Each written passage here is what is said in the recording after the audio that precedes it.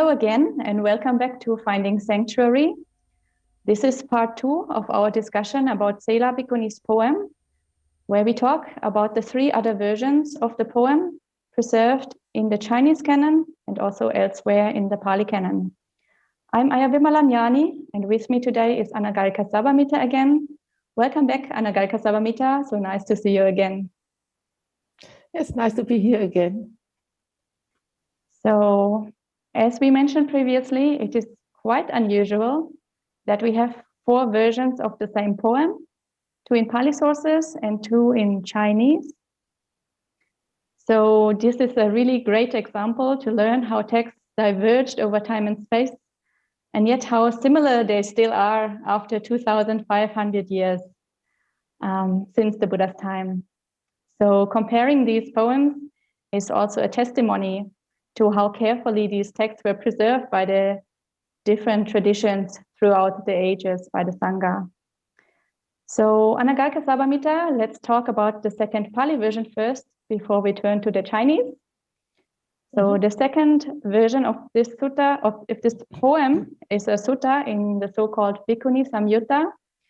And there the poem is embedded in a story that explains the circumstances in which the nuns spoke the poem. So we get a little bit more background of the environment in which the nuns lived. And as we mentioned before, you are a translator of suttas also, and you have already translated this text into German, so you're quite familiar with the details. So please tell us what the Bhikkhuni Samyutta is, and tell us a little bit about the setting of this sutta. Okay. Well, the Bhikkhuni Samyutta is a small collection of 10 suttas in the Samyutta Nikaya, which means the collection of linked discourses. The linked discourses, that means that they are grouped together either by topic or, as in this case, it's grouped by the sort of people who feature in the suttas of that collection. And in that case here, it is the bhikkhunis, the nuns, who are the protagonists of these suttas of the Bhikkhuni Samyutta. And we have 10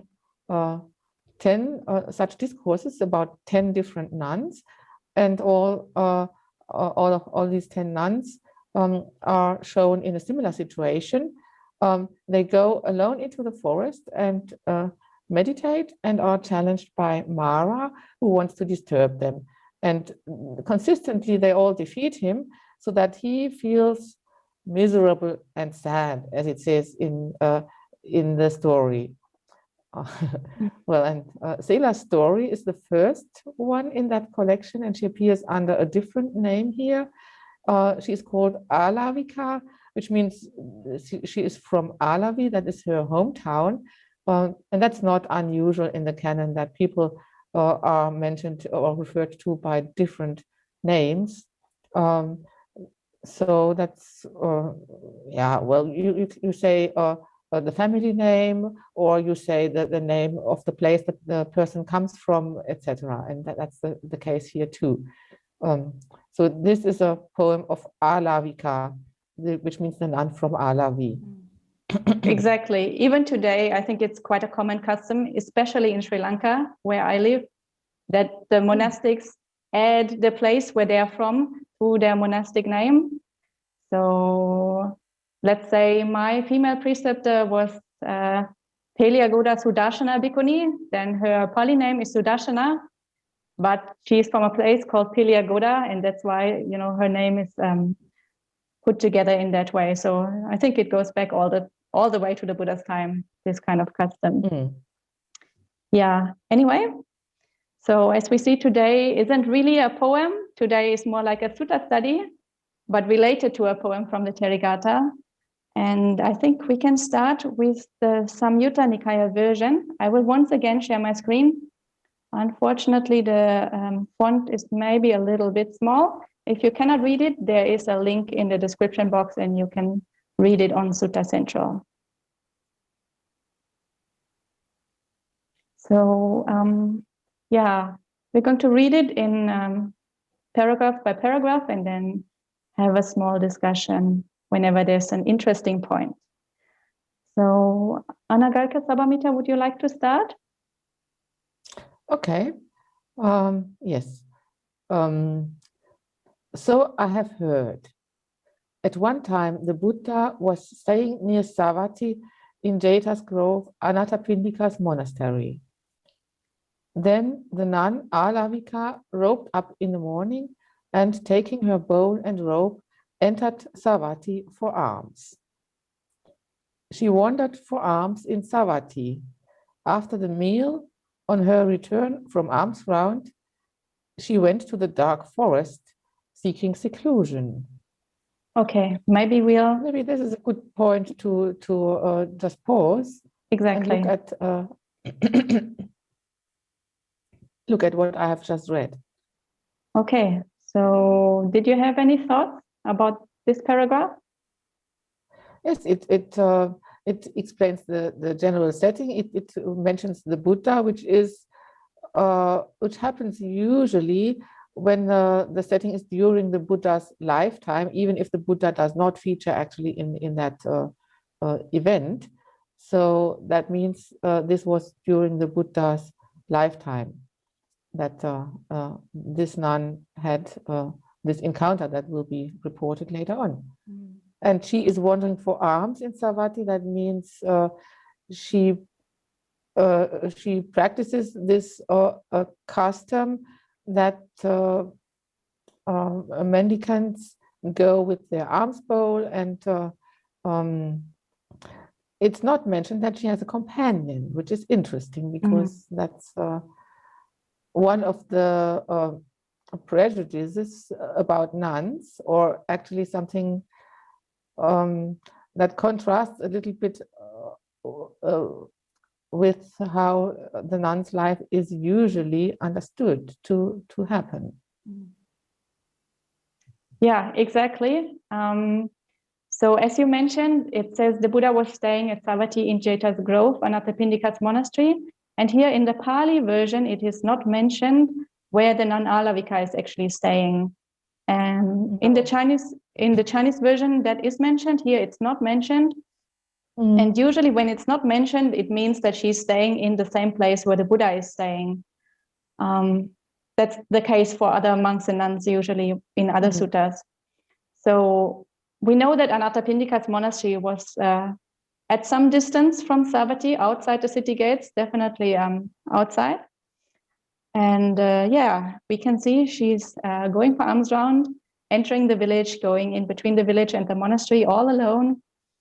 And in the text for monastic discipline for nuns, there is a pretty strict rule, also pretty severe rule if you break it, that seems to say, in some interpretations, that nuns should not be able to do that, that nuns should not walk around alone or should not be in seclusion alone.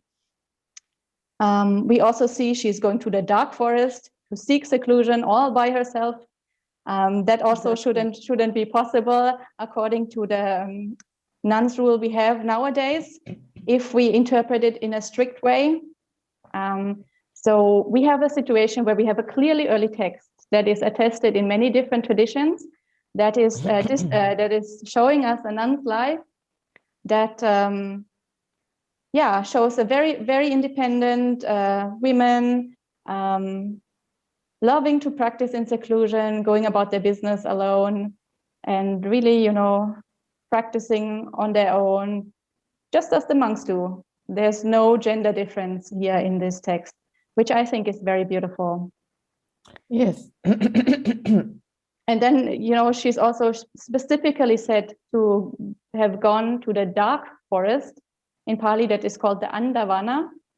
And she's not going to some cute little mango grove. She's really going, deep into a really, really dark forest. So definitely she was set on finding seclusion. She wasn't just finding a nice place to chill out. Yeah. Shall we read on? Shall I read the next passage? Yes, please. Go on. Yes. Okay. So then, Mara the wicked, wanting to make the nun Alavika feel fear, terror, and goosebumps, wanting to make her fall away from seclusion, went up to her and addressed her in verse. There's no escape in the world, so what will seclusion do for you? Enjoy the delights of sensual pleasure. Don't regret it later. Maybe we stop here again? Mm-hmm. Yes, here we can see how the poem, how the verses are embedded in the story.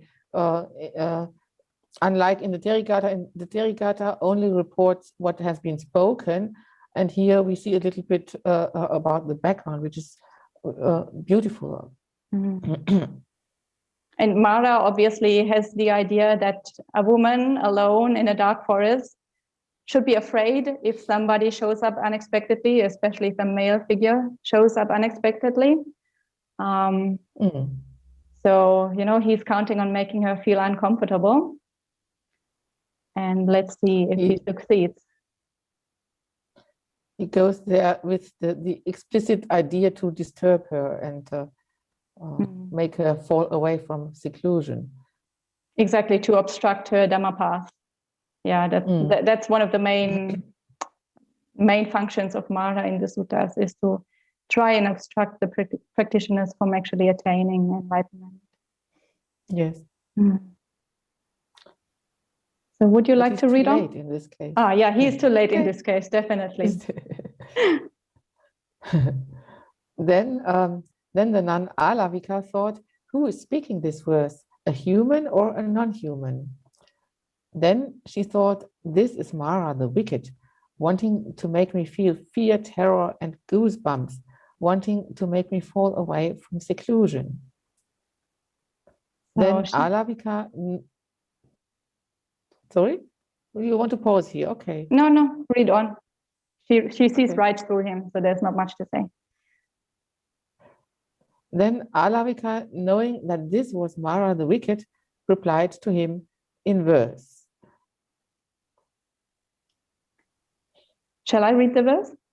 Or do you want to say something about this? Okay. Probably there's not really much to say about it.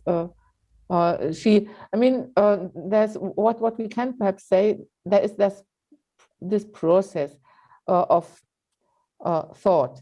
Who is that? Is it a human or is it a non-human? Who is coming here to disturb me? So she already questions that a human would actually follow her to that depth of the forest, probably, and thinks it might be a non-human. Well, also and there, yeah. Sorry. Yeah, I think there was also, like, people at that time were much more in touch with, belief in ghost realms and God realms and so on. So it was kind of a natural thing for her to think, this is a forest. It could be a haunted forest, or it could be a place where tree devas live or something like that, which is maybe not a thought that would occur to us as the first thing in a dark wood. No. Yeah. And it doesn't take her very long to recognize who it is, in fact. Yeah. So I'll read on. Yeah, please. There is an escape in the world, and I've personally experienced it with wisdom. O wicked one, kinsman of the negligent, you don't know that place. Sensual pleasures are like swords and stakes. The aggregates are like their chopping block. What you call sensual delight has become no delight for me. Then Mara the wicked, thinking the nun Alavika knows me, miserable and sad, vanished right there. So again, yes, he has enough. Yeah. So we see the verses, but interestingly, these are not the exact verses we see in the Therīgāthā. There is one additional verse and one verse missing, which is interesting because once we see the Chinese versions, we will see that they actually have 3 verses there, both the additional verse and the verse that is missing here compared to the Therigatha.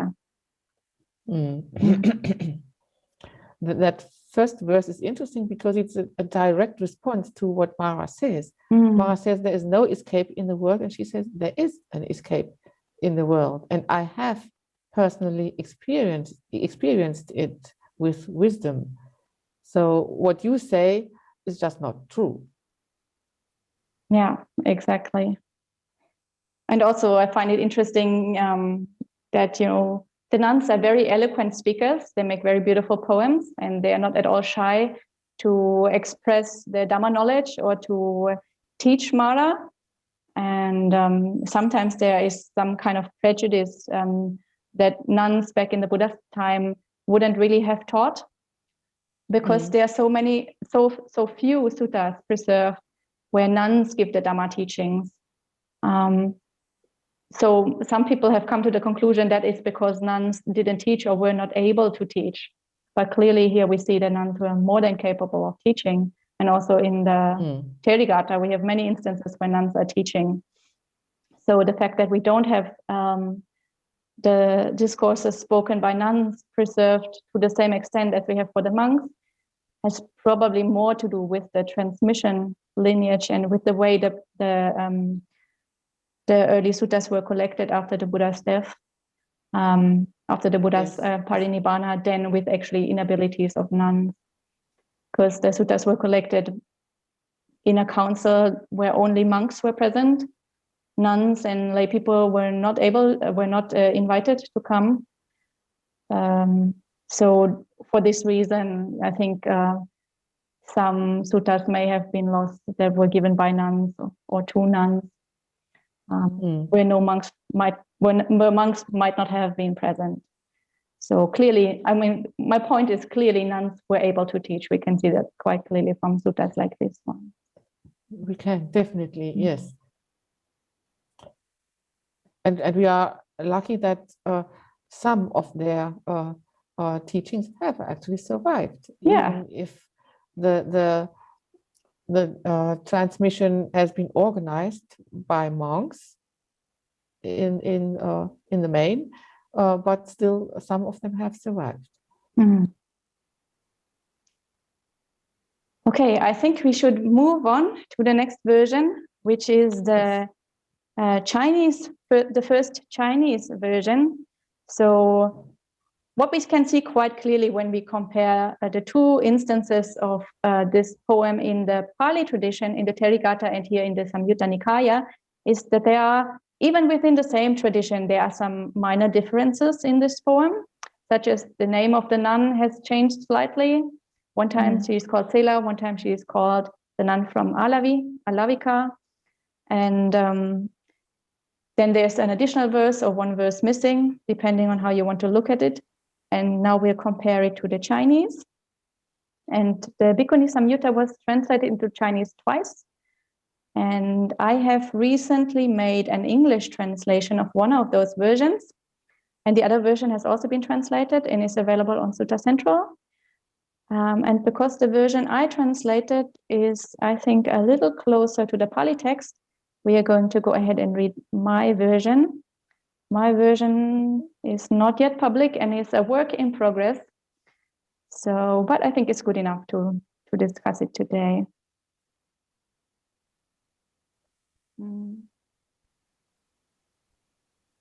Shall I start? Yeah, please. Okay, thus have I heard. One time the Buddha was staying at Savatthi in Jeta's Grove, Anathapindika's park. Then Alavika Bhikkhuni was staying at Savatthi in the monastery at the King's Park among the Bhikkhuni Sangha.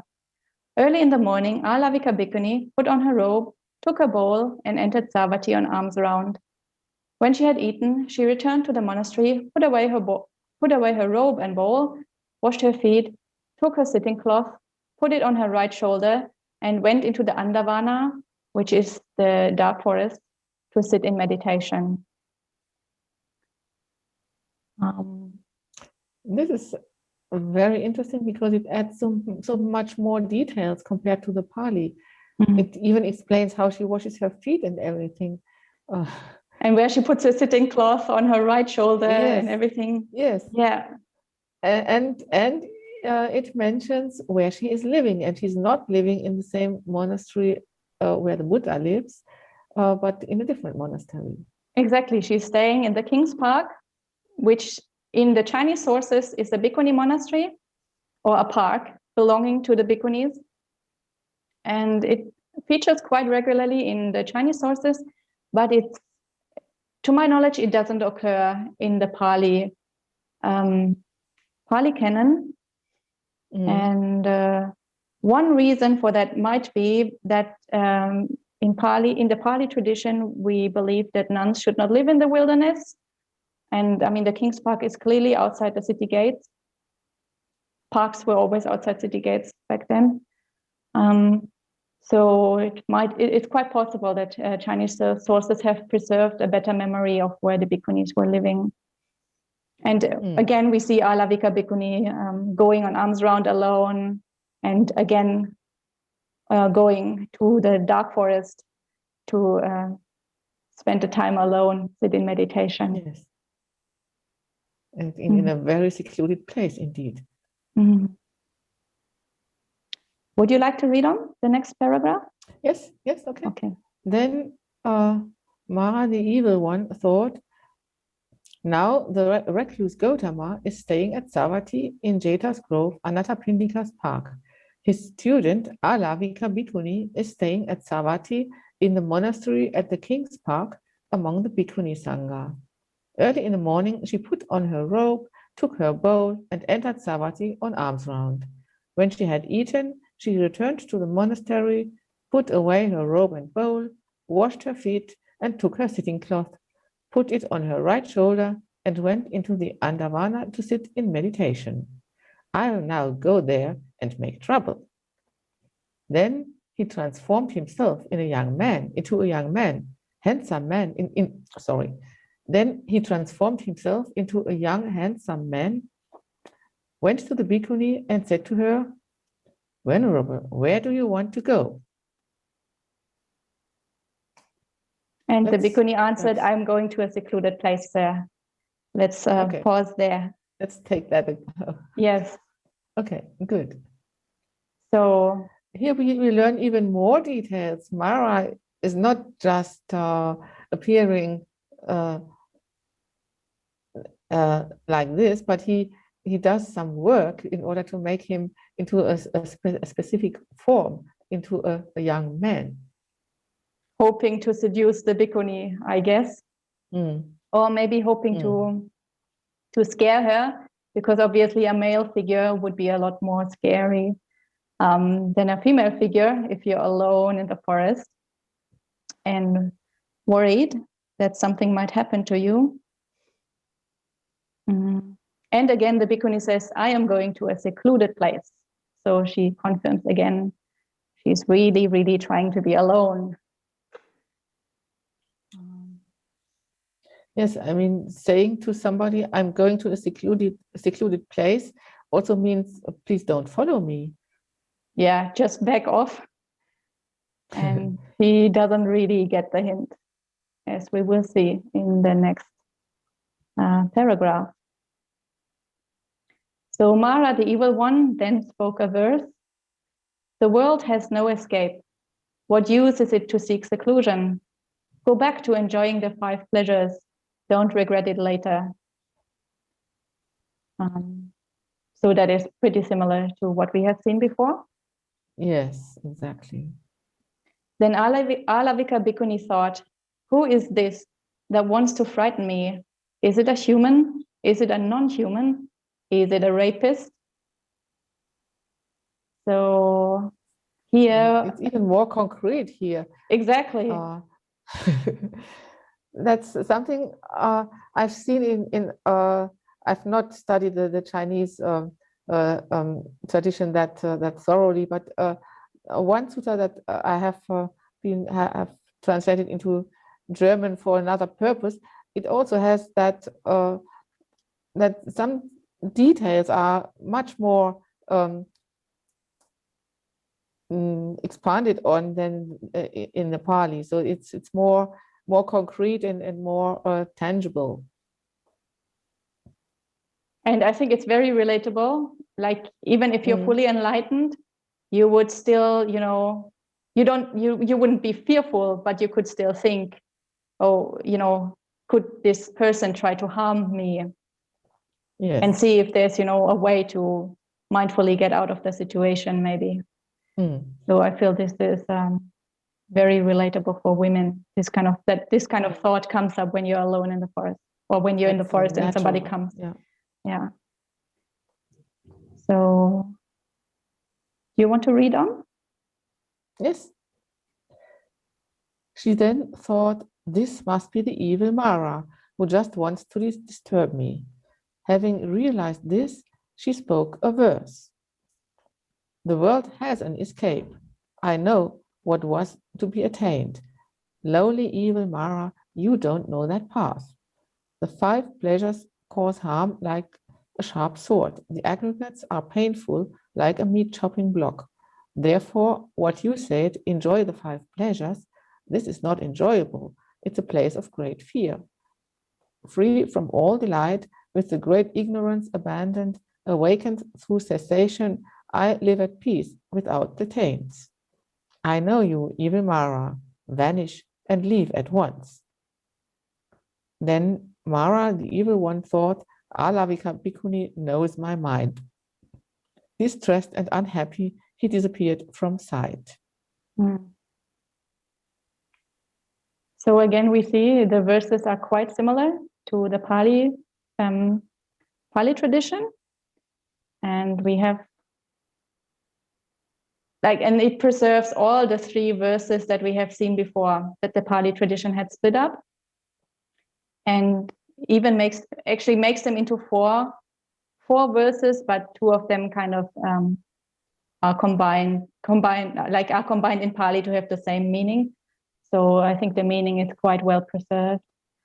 And of course, the last line is extra. I know you, evil Mara, vanish and leave at once. So it's kind of like a banishment spell put on him. You know, once you clearly see your defilement, or once you clearly see the problem, you know, it can be dissolved. The defilement can be let go of if let's say if we look at this in an interior, if we take Mara to be an internal thing, or if we take Mara as an external entity, then it's kind of, we put a banishment spell on that, you know, God or that spirit or whatever. Yeah. Yes, and he has no choice. He then thinks, oh, she knows me, she knows my mind, and he disappears. Yeah. So I think that's it for this sutta.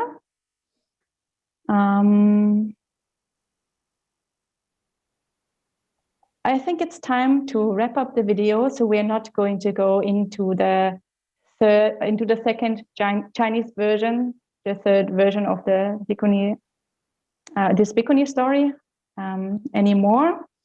It is pretty similar to the ones that we have already seen, so there are not many additional details. But if you're interested, you can find it on SuttaCentral. I will leave a link there. It's all freely available.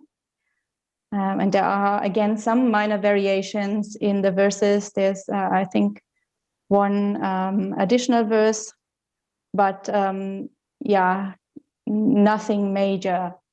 So I think we got a pretty good overview over this sutta.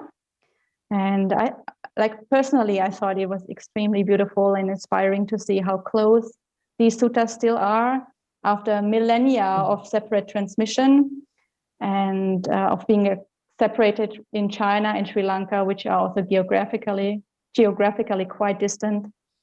So it's quite inspiring to see how carefully the tradition has preserved those ancient texts.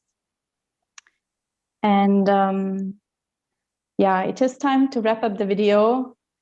If you have any questions or comments, leave them in the comment section below. We will answer them in our live stream.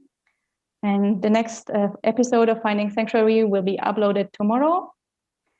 And once again, Anagarika Sabbamitta, thank you so much for joining us today. I think we had a really good discussion. And yeah, hope to see you again on Finding Sanctuary. Yes, it has been fascinating, and I'm already looking forward to the next one. Sadhu, sadhu, sadhu. Sadhu, sadhu.